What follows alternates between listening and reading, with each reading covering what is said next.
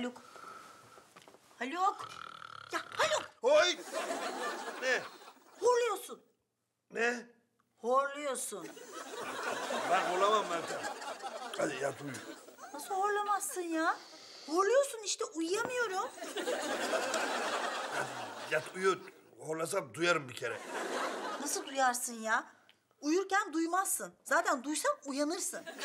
Maşallah gök gürültüsü gibisin. Hadi yat uyu, yat, yat.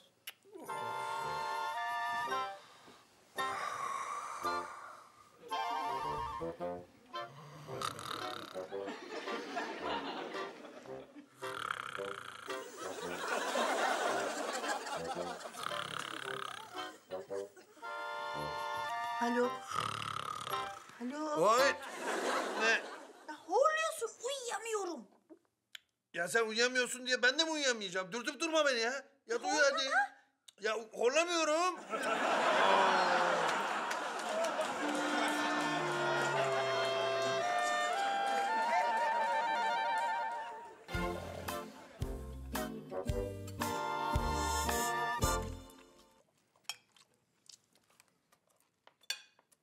Horlamandan bütün gece gözümü kırpmadım Haluk. Asıl ben bütün gece gözümü kırpmadım. Ama uyandırıp durdun. Ya matkap gibi sesler çıkarıyordun. Komşular kapıya şikayete gelecek diye korktum vallahi. Yani ne bu saatte tadilat mı yapıyorsunuz? Gece yapacağınıza gündüz yapın deseler hiç şaşırmazdım. Vallahi bizim Hüseyin de çok fena horluyor Meltem Hanım. Sanırsınız ki deprem oluyor. Kandilli rasathanesi gelip bir ölçse 7,5 şiddetinde çıkar vallahi. Ha. Her şeyin gürültülü.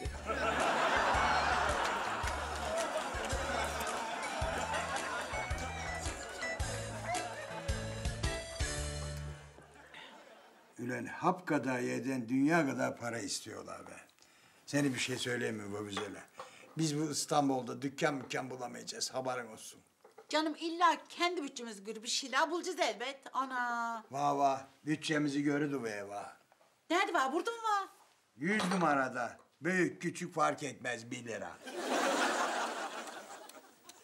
Böyle kafam yastıktan böyle kaymıştır falan, böyle yastık alçak gelmiştir. Çünkü normalde horlamam ben. Bütün horlayanların ortak noktası budur zaten. Hiçbiri horladığını kabul etmez. Doktora görünmen lazım Haluk. Doktora. Ya son zamanlarda çok sıklaştı horlamaların. Niye? Uyuyamayan sensin. Ben değilim ki. Senin görmen lazım. Gitme Haluk. Sen doktora falan gitme. Tıbbın senin için yapabileceği hiçbir şey yok zaten. Vallahi aynen öyle. Tıbbın Hüseyin için de yapabileceği hiçbir şey yok.